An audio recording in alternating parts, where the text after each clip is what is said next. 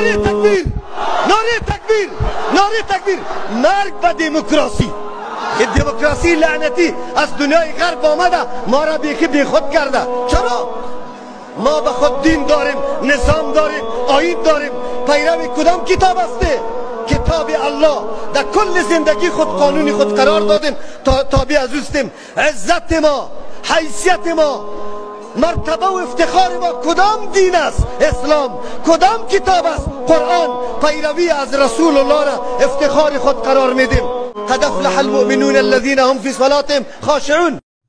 من تعجب به او دولت میکنم که چطور یک عالم از سر منبر که از کلام الله بگوید، از حدیث پیغمبر بگوید و چاپه بنداز در حالت وحشت و در حالت هیبت در شو ایره ببر، ولی او کسی که صراحتا علنا در میدان نشسته است مردم گمراه میکنه، ترویج شرک میکنه.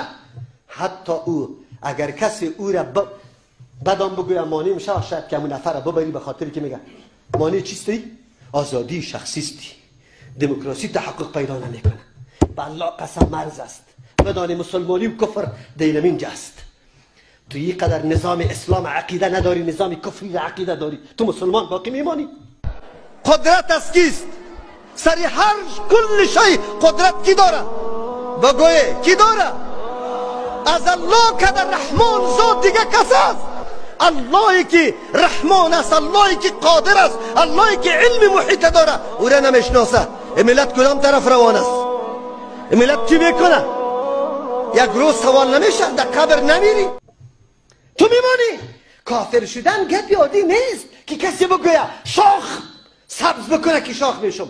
وقتی اونمو گپ روا دانستی، ترجیح دادی و او را دموکراسی ارزش برش قائل شدی، ارزش به دموکراسی، ارزش به این بیدینی و الحاد، به شرک، این کفر است، کفر است، کفر است.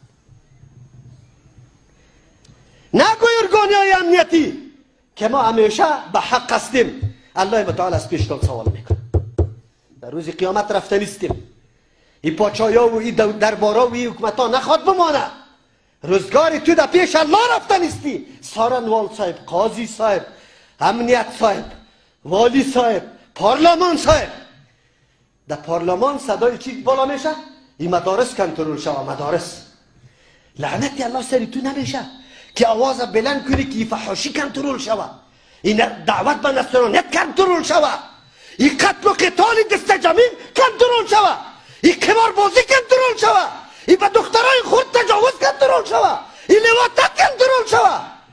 بله این سخن تام الله در عمل نامه ثبت کرده. در روز قیامت برات پیش میشه ان شاء الله که تو کدام امر برات خیلی مهم است.